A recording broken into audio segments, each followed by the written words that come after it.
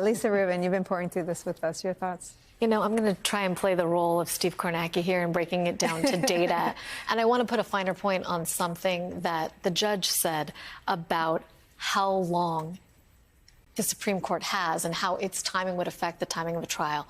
When the stay was applied for by Donald Trump because of this argument on immunity, we were at December 7th, and he was 88 days to the original March 4th trial. Judge Chutkan has very publicly committed herself to giving Donald Trump 7 months to prepare for trial.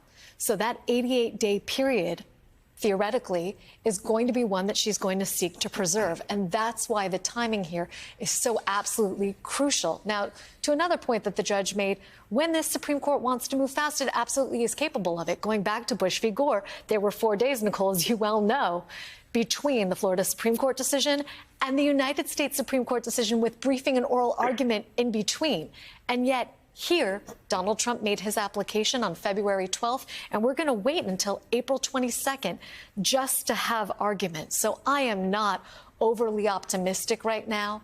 We would have to have a decision from the court that is more in line with the timing that Neil outlined, like May, in order to have a trial here that is completed before the election. Why? Because the special counsel has already said in public filings, this is a trial they expect is going to last 3 months, not the 4 to 6 weeks, for example, that Alvin Bragg expects to take it his.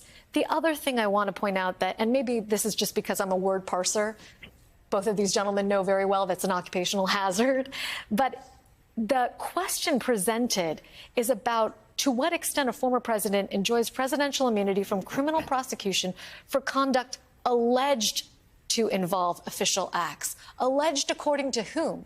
Because if you ask the special counsel whether the actions and conduct implicated in this indictment were official acts, their answer would be no. And the court's obligation is to take the facts alleged as true.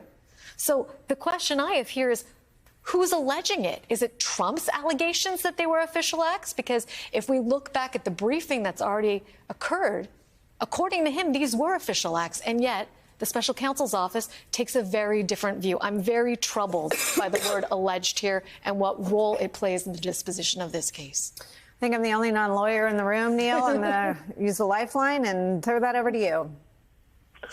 So, I mean, I think Lisa's absolutely right to focus on the 88-day period, because whenever the Supreme Court decides the case, the question is, how much extra time is Donald Trump going to get to prepare?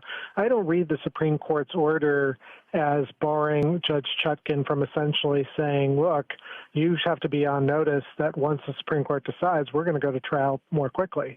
You had 88 days before, but that was when, before the Supreme Court agreed to hear the case, and you don't necessarily need all 88 days now. So it's certainly possible that that 88-day period can be truncated, but I very much agree with the spirit of what Lisa's saying, which is this is the court that does not appear to be moving particularly quickly so far. They have the ability to act quickly once they hear the case and realize how bogus Donald Trump's arguments are. But right now, indications are they're slowing this thing down, and that is definitely a troubling sign.